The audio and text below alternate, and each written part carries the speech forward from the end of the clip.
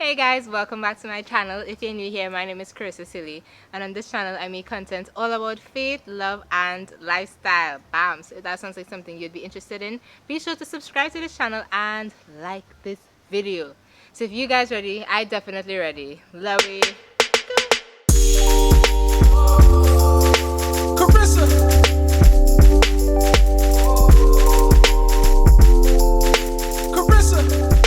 So as you can see, I am in a different location. Welcome to my backyard.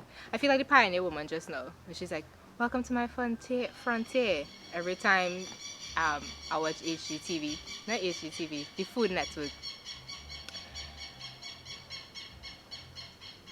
Hi, bird. So I mean, we're outside, so obviously we go and hear the sounds of nature and the sounds of my neighbors. Oh, that is a big old jeb. Now here what we're not playing with. Jebs. Oh my god, oh my god.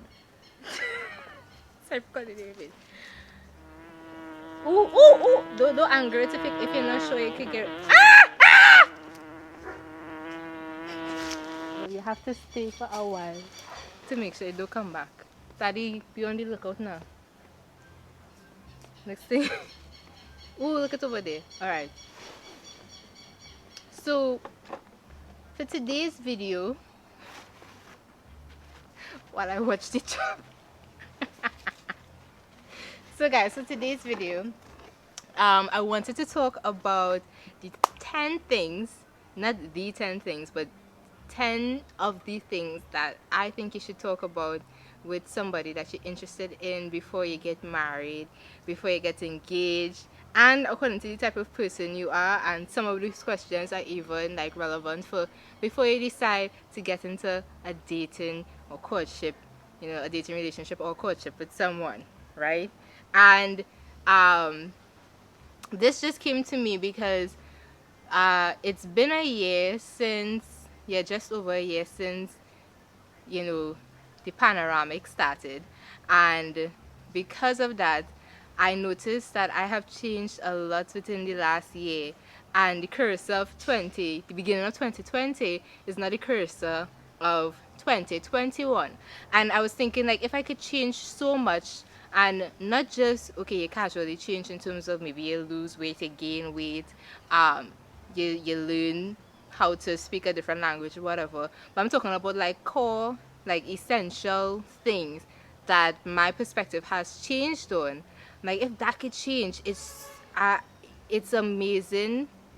Like it just made me think like I have to be super intentional about my relationships going in the future, like me being pursued and who I would say yes to and no to. Like I have to be super intentional because I need to make sure that I have somebody who is in alignment to the core values, that we both believe in the same thing, so that even if we grow, we ain't growing like some wild bush just all over the place.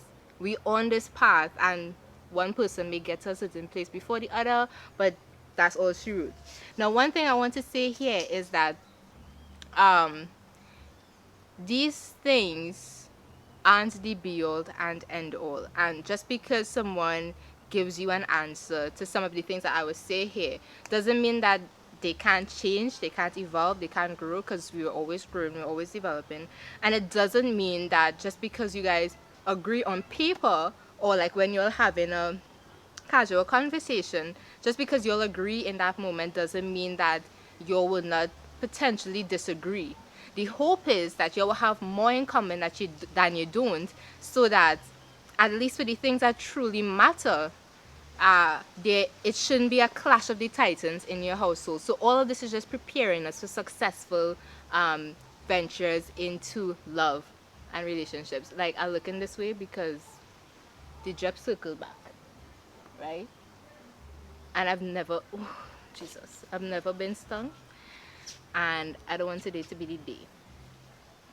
All right, so the first thing that I have to say is, Daddy, the first thing, are you afraid of insects and things that could sting? If you are, and you cannot stand up and defend the household against these creatures, then we can't be together. We simply cannot be together. Right. So my first thing is, what are your expectations for marriage in terms of what would our marriage look like? What will our relationship within a marriage look like? And I thought that this was an important thing because not every marriage is the same, and um, what a man may expect from a woman or what a woman may expect from a man is subject to change, not at the core fundamental things, but you know, just there are nuanced things that should be discussed. And so I think it's important for men and women, in that whether you are single, something you should definitely think about what you want your marriage to look like.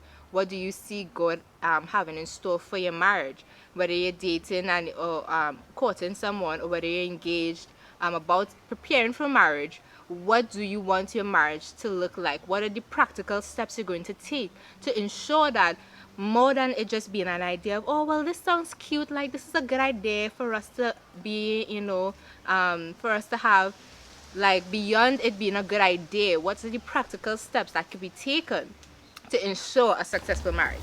Two, do our missions align with each other? No. This is one of the things where I'm like, sometimes a good person, just because someone is a good person, doesn't mean they're good for you. And it doesn't even, I'm not talking about, okay, well, they're good individually, but we two, both of us just clash, from a personality perspective. That's one area. But from here, I'm talking about the mission that God has placed in each and every one of us, the purpose that He has placed in our hearts, and over our lives. Do the missions, do our purposes work well together? Because if your mission is carrying you across one side of the world, and my mission is carrying me to the other side of the world, that does not bode well for a marriage, for a lifelong relationship, a lifelong commitment. So that's something that I think is important for us to discuss. Yeah? Cool. Every now and again, I'm gonna be getting up to check, because you'll remember the video before last week's video. Your girl lose footage and I was in my feelings, okay? I checked my storage and everything, so I should be fine, but Next, the third thing, what are your spiritual views? No, the things that I'm talking about is in no particular orders. However, it could come up organically. However, the Spirit leads you to talk about certain things. So some people might be saying, like, Kirsty, spiritual views is the first thing you should talk about. That's fine. I'm not saying that this is necessarily even the order that I would do things in. But once you're talking about it, that's the key factor here, right? So what are your spiritual views? I've met people who I asked them, uh, about their views, and it's like, well, I love God. And I don't know, something about that just triggers like a red flag in my mind. Not even a red flag, it's like an amber, right? Yellow, like a warning light. Like, okay, take caution here. Let's try to dive deeper into what you mean by you love God. And then when I ask, when you press more in terms of what their spiritual views are, you recognize that it is completely different from you, or they don't believe the same core fundamental things that you believe in. And the worst thing to do is to be so have rose-colored glasses on for your entire courtship that you don't talk about these things. You enter into a marriage thinking, oh well, we'll figure it out then. Children come into the picture, and then it's a whole mess, because it's easy for two, but it's easier, I should say, for two adults to decide, okay, this is the life I'm living, this is the life you live in. And while we do believe the same thing in spiritually, like, that's not affecting our relationship within the home. And you could go worship on a Sunday, I could go worship on whatever other day, or not worship at all, like it has nothing to do with me. And then children come into the picture, and how you want to raise the children, right? That leads me to the question of, what part do we see children playing in our relationship? Do you want to have children? Now, um, do you want to have children? What happens in the case that we find out we can't have children um, through natural birth? Are you open to adoption? Are you open to fostering? If adoption is taking too long, are you open to going into some sort of children's ministry, being a mentor? Um, if you have a family member who has a child and it's a ticklish situation, are you willing to, house that child and love that child, take care of that child? Children, I feel, is like one of the, I don't know the statistics on it, right? But just from observation, is one of the places where people really falter in their relationships, in terms of they don't plan for the best case and the worst case scenario. Because we are called to, I believe, I've said this before, that growing up I was never the super maternal type.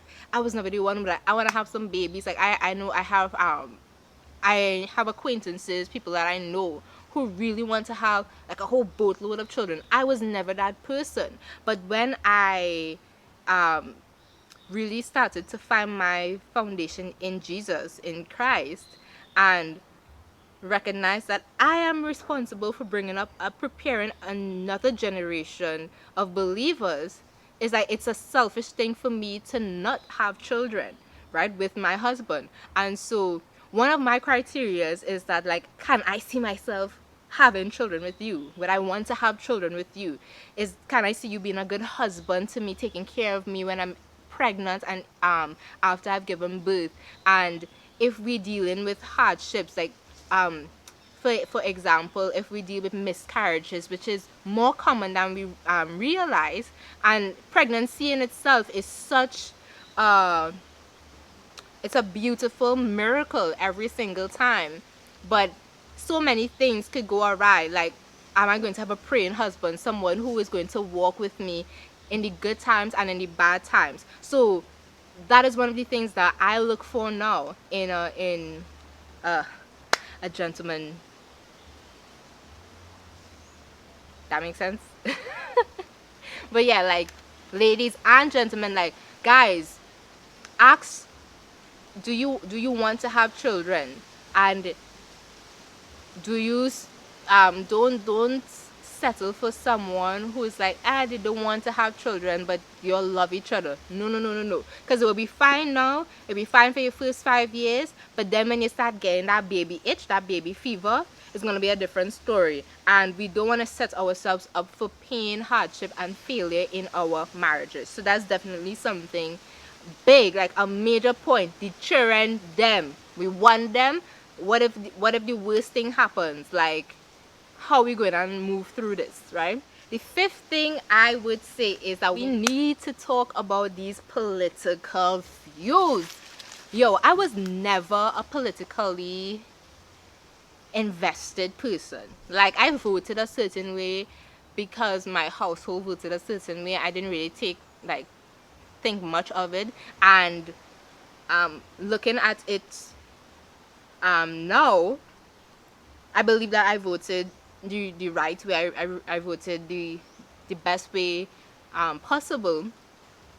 But now that I recognize the importance of our politicians and the lawmakers and the government, and what that could possibly mean for my family, for my country, for my community, for my future, for the children, for my children's future, I don't take it for granted. When I look at America, when I look at Canada and their whole political crisis that is occurring right now, and yes, I call it a crisis for a reason, um, I want someone who shares the same values as me, as that I share, so that there isn't a conflict of interest in terms of how we vote as a family and our opinions on things. And like, what I don't believe in is this sense of okay, once you vote for one party or you like one party, that's it. There's no way that we could shift or we could change or whatever. But we have to figure out as a couple what are our criteria for voting for a particular person. If their fundamental views differ from us, would we still vote for them or not? Yada yada yada. So I think that's a major thing that couples need to talk about. Even people that you're interested in, you need to talk about it, and it doesn't have to be okay.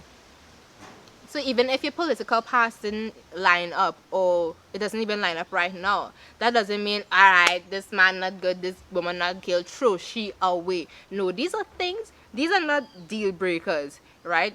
Unless the person is just like an irrational type of voter, and it's just like da da da da dead, da da da dead, you know. Ooh, ooh, ooh. That's a problem. Um, but can we make critical decisions in who we want to vote for and what our political swing would be like, right? The the sixth thing that I want to talk about, y'all, is a big one: social issues. Now we see the social justice forum lighting up right now, guns blazing, pew pew pew pew pew pew pew, and yo, I said I changed a lot over the last year, and this is one of these stands there where I think that I changed. Not so much, honestly. I won't say that I even changed, but I became more enlightened and more sure of what my stance on things were. I remember talking to a friend sometime ago, like a while back, and mentioning to her that one of my things is that, like, I'm really slow to speak on major issues. Like, I don't like to just jump in and I post a status on Facebook willy nilly. Like, I really think about it. I'll delete it, come back the next day, type it out, delete it, come back the next day, type it out. I'm that type. All right. I don't know what that was. Hi, dog. Yeah. Um, I was always that type of person, and I'm still cautious because I think that there is wisdom in taking your time, not being quick um, to respond to certain situations, to find out all the facts, and to find out what God says about what is happening and how I, as a believer, should respond to these things.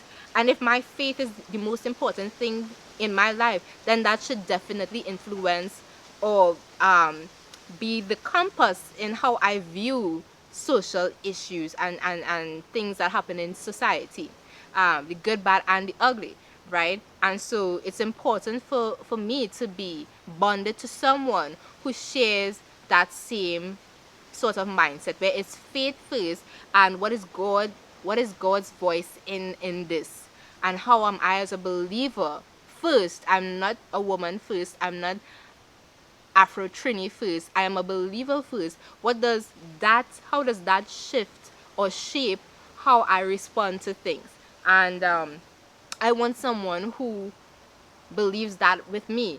And so I think for all of us, it's something that we should look towards, and not not leave it up to chance or leave it up to right. Don't be so blinded by how cute he is or how cute she is that you don't ask these important questions, because you will regret it. And we're not trying to enter into things on a minus, right? We want to start off on the best foot possible. That doesn't mean that everything gonna be ooh kumbaya and like just lovey dovey all the time, but it does give you um a real good fighting chance, and that's what we here for. We only have security once our anchor is in Christ. I keep saying this all the time, and so everything that I have here is first rooted in our faith position. And so that's why that spiritual views, like, you really need to have that on lock, because if this person, if your wife or your husband is not in sync spiritually, right, it will leak out into every single arena in our lives. And that is a massive problem that we don't want to deal with when we're bonded in covenant with someone, right? Because marriage matters to God. It was ordained by God. right? Created by God. And he ain't make no mistakes, okay? So we just gotta figure out what we doing on this side. The next thing that I want to talk about is financial issues. Not financial issues. I literally put financial things. So financial things. So we need to talk about money. How are we getting money? Are you going to work? Am I going to work? Am I going to be a housewife? Am I going to be a working mom?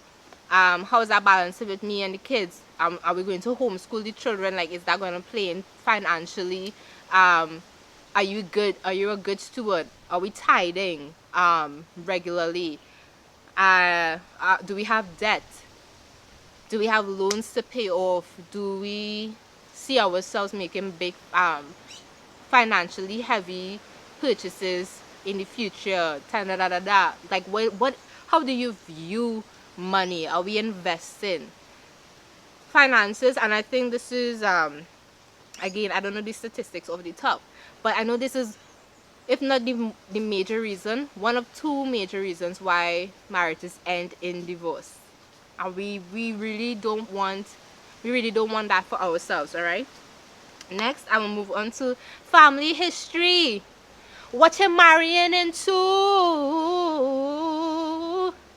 A few videos ago, I talked about Prince, what's his name, Harry, and Meghan, and I said, you know, girl, like, use Google. You could have found out about how deep things were in the family if it became a problem, right? These are not new problems. You need to find out what you're potentially marrying into. That don't mean if the person have a jacked up past, that family history, that's a she ain't clean, she ain't clean, it's a no-go. No, you can find out what is her interaction with her family, like what boundaries are put in place, and there are many ways to work around it. But you can't go into this thing blind, okay? We cannot go into it what? Blind. Put blind on the screen for me. Blind. Just, I cannot see, okay? Why would you do it? Why would you do it? Because there are so many marriages that develop problems right after the honeymoon stage, and you realize you could have saved yourself all this problem if you looked at the history of their family. There are things that your husband is going to do, that your wife is going to do, that stems from from a family, from a heritage position, right? And so you have to figure out if this is something that you could deal with. Has your husband and your wife, your girl, well, I say, you know, husband and your wife, like your future husband and wife, have they healed from these traumas? Have they dealt with these things? Have they worked on themselves? Are they aware of any good, bad, and ugly, right? Or is everything just chill and it's like, yay, you win the jackpot? So that is something that is important for us to also discuss. And is this the last one? No. Two more. We're almost there, guys. One of the next major ones I have is past traumas, and I could tie this into family history. There are things that has happened in our lives that if we are not open about, could affect our ability to be intimate with our significant other. When I say significant other, our husband, our wife, our spouse, okay? I'm talking about your boyfriend or your girlfriend. And I'm talking about physical intimacy, right? There's other ways to get close and blah, blah, blah. If there are things that happen to you, unfortunate things, evil, wicked things that happen to you as a man or a woman, and you haven't dealt with those things, or you're not open about those things, it could fester in your marriage. You could find that you can't connect completely with the person that you're supposed to spend your entire life with because you haven't dealt with certain situations. So it's really important for us to talk about these issues, right? And then winding down, the 10th thing, I've spoken about it throughout, and it's been mentioned in spiritual, social, with the children, expectations, everything is about loving Jesus first. How much do we love Jesus? And I put up the scripture that talks about, um, you have to about hating your family. Dang, I wish I would have checked my phone, but I'm recording on my phone right now. But In essence, it's not saying that you have to hate your family, but you have to love Jesus.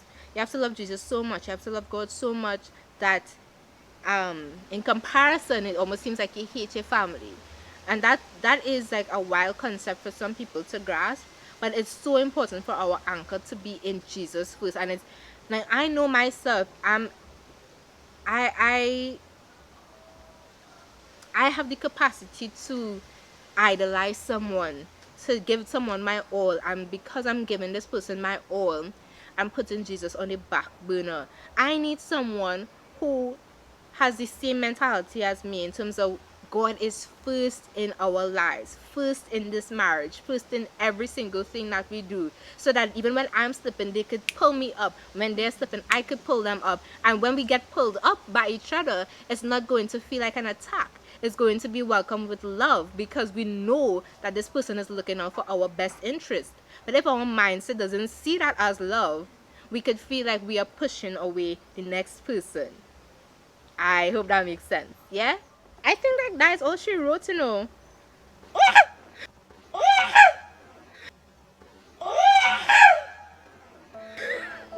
When they ask you how you are, you just have to say that you're That fine wasn't a when you're joke. not really But fine. you know what killing me? Is that if it was a trap, I would have slapped it into my face. Wow. And look, perfect timing, y'all. The rain starting to fall. So we made it. I hope you all enjoyed this video. If you did, be sure to subscribe to this channel, please. Like this video and share with someone you think may enjoy it as well. If you'd like to connect with me more, you can send me an email. Bow. It'll be right here on the screen. Take a note of it. You taking a note of it? Dope. And if you'd like to follow me on social media, my IG handle will also be on the screen for you to follow me at. Y'all, until next time, please keep it poppin' for Jesus. Because without him, we'll be a hot mess, and that ain't cute. Alright, y'all.